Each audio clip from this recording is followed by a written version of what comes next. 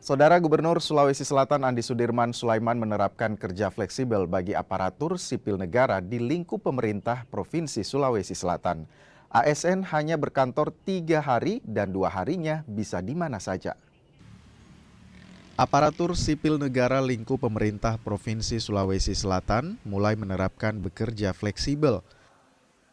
Dalam sepekan, ASN bekerja 3 hari di kantor, sementara 2 hari lainnya bisa bekerja di mana saja.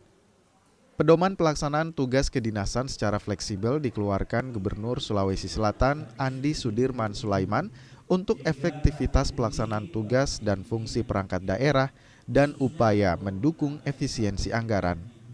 3 hari itu bebas ya. Kita masih evaluasi ya, 2 bulan kita akan evaluasi, tapi pada prinsipnya kita kerjanya 3-2, duanya itu flexible working day.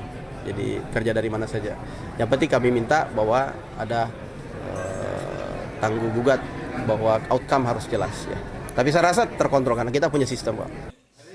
Kebijakan kerja fleksibel akan dievaluasi setiap 2 bulan dengan pengawasan yang didukung sistem monitoring yang terstruktur. Arif Tirtana, Kompas TV Makassar.